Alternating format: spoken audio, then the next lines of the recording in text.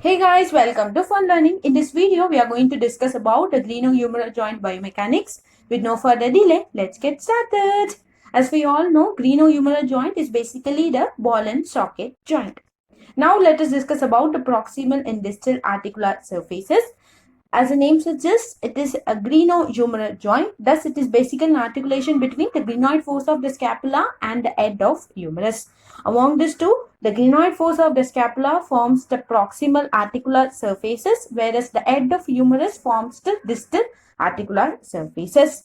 Then here you have to remember two important angles, which is nothing but the angle of inclination and angle of torsion. So, angle of inclination is nothing but an angle that is formed between an axis that passes through the humeral head and neck and the longitudinal axis that passes through the shaft of humerus. So, angle of inclination is basically formed between the axis that passes through the humerus head and neck and then longitudinal axis that passes through the shaft of humerus, and it is approximately 130 to 150 degree. And the angle of torsion is nothing but an angle that is formed by the axis that passes through humeral head and neck and the axis that passes through the condyles, both the medial and lateral humeral condyles. Okay, it is approximately 30 degree. You have to remember two important angles, which is nothing but the angle of inclination and angle of torsion. Now let us discuss about the glenohumeral accessory structure. As we all know, the articular surfaces of the glenohumeral joint, that is the glenoid fossa of the scapula and the humerus head, are inappropriate in size. That is, the head of humerus is quite larger in surface area when compared to the glenoid fossa of the scapula. So there are many accessory structures that are contributing for the stability of the joint. Among that, one of the very important structures is nothing but the glenoid rhabrum. Glenoid rhabrum enhances the depth or concavity of the fossa by approximately 50%. And the important function of the rhabrum are nothing but, in order to remember the function of the rhabrum, you have to remember the mnemonic TPFC. In that, T stands for translation. So this glenoid rhabrum resists excessive humeral head translation. P stands for protect. So glenoid rhabrum is going to protect the bony edges of glenoid fossa. F stands for friction, and this glenoid rhabrum minimizes glenohumeral joint friction. And C stands for contact force, and this glenoid rhabrum dissipates the joint contact force. And this glenoid rhabrum will also serve as an attachment site for the glenohumeral ligament and the tendon of long head of biceps brachii. Now let us discuss about the capsule and ligament of glenohumeral joint in detail. Under the capsule of glenohumeral joint, you have to remember three important points. The first point is nothing but the glenohumeral joint is surrounded by a large loose capsule that is taut superiorly and slack anteriorly and inferiorly. So what they are trying to say here is the glenohumeral joint has a loose capsule which is tight superiorly, but it is loose anteriorly and inferiorly. So this is what the first point. And second point is, this capsule get tightens when the humerus is abducted and laterally rotated. So thus, abduction and lateral rotation is the close packed position of the glenohumeral joint. And the third important point is nothing but the capsular surface area is twice that of the humeral head.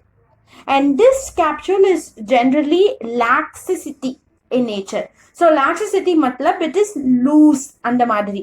So ஏன் அப்படின்னு சொன்னா, the relative laxicity of glenohumeral capsule is necessary for the large exertion of the joint, but provide only little stability without the reinforcement of ligament and muscle. These are the three important points which you have to remember under the glenohumeral joint capsule. Now let us discuss about the ligaments of the glenohumeral joint. Those are nothing but glenohumeral ligament and the coracohumeral ligament. Okay, ma? So this glenohumeral ligament is interdivided into three: superior glenohumeral ligament, inferior glenohumeral ligament, and the middle glenohumeral ligament. First, let us discuss about the attachment of all these three ligaments in detail. Okay, first let us discuss about the attachment of the superior glenohumeral ligament, which arises from the superior part of the glenoid radium and attaches to the neck of humerus. So, superior glenohumeral ligament generally arises from the superior part of the glenoid radium and attaches to the neck of humerus. And now let us discuss about the very important structure, which is nothing but the rotator interval capsule. So, this three structure together forms the rotator interval capsule, which are nothing but superior glenohumeral ligament, superior part of the capsule, and the coracohumeral ligament. And this rotator interval capsule bridges the space between the supraspinatus muscle and the subscapularis muscle. Now let us discuss about the attachment of the middle glenohumeral ligament in detail. This middle glenohumeral ligament arises from the superior anterior glenoid radium to the anterior aspect of proximal humerus. Okay, so middle glenohumeral ligament arises from the superior anterior aspect of the glenoid radium and attaches to the anterior aspect of proximal humerus.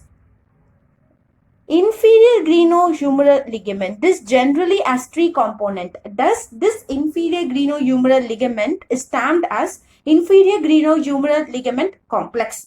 Those three components are nothing but this inferior glenohumeral ligament has three components, which are nothing but anterior band, posterior band, and the axillary pouch, which is present in between the anterior band and the posterior band. Now let us discuss about the function of this three ligament in detail. So this superior glenohumeral ligament, it is going to limit the anterior and inferior humeral head translation when the arm is at the side. That is, whenever your arm is at adduction, this superior glenohumeral ligament, it is going to limit the anterior and inferior translation of the humeral head. Now let us discuss about the function of middle glenohumeral ligament. This middle glenohumeral ligament, it is going to limit the anterior humeral head translation when the arm is at the side and abducted up to 60 degree. அதாவது what they are trying to say here is this middle glenohumeral ligament is going to limit the anterior humeral head translation from 0 to 60 degree of abduction. So whenever your arm is abducted from 0 to 60 degree, the anterior humeral head translation is going to be limited by the middle glenohumeral ligament. Now let us discuss about the inferior glenohumeral ligament complex or the function. So whenever the abduction is combined with the rotation, the inferior glenohumeral ligament complex is going to play the major role of joint stabilization.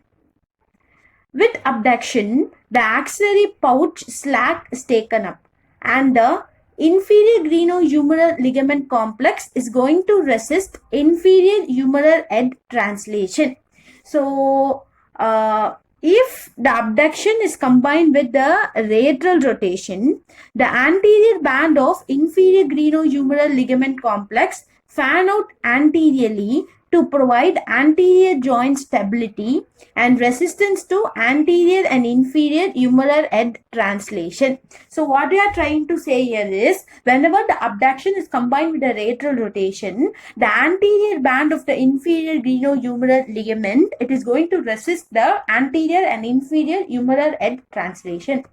So whenever the abduction is combined with medial rotation, the posterior band of the inferior glenohumeral ligament complex, it is going to limit the anterior and inferior humeral head translation. Now let us discuss about the coracohumeral ligament in detail.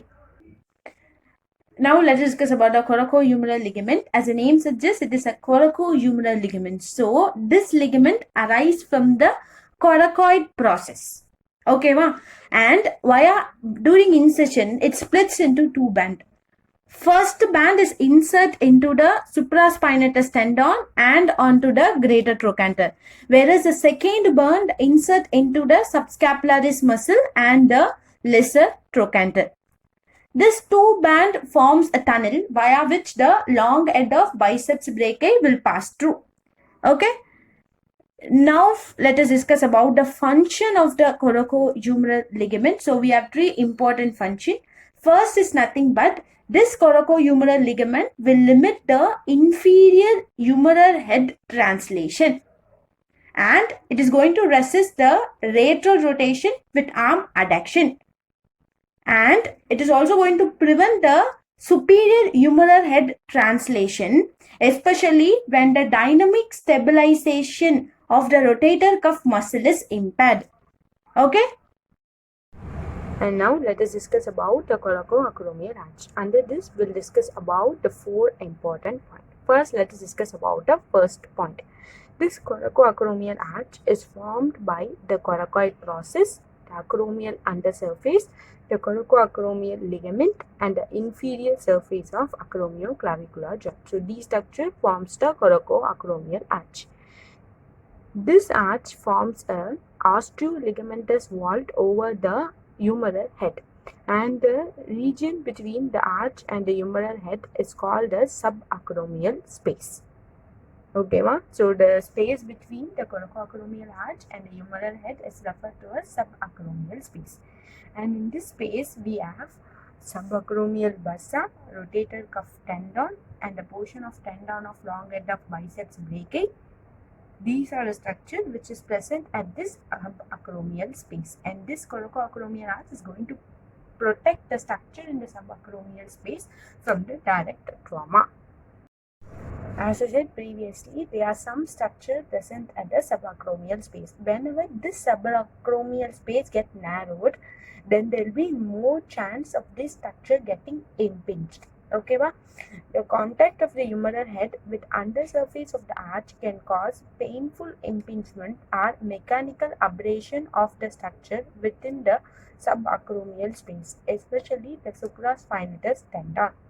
Subacromial space in a LT subject, it is 10 mm when the arm is at adduction and decreases about 5 mm during elevation of arm.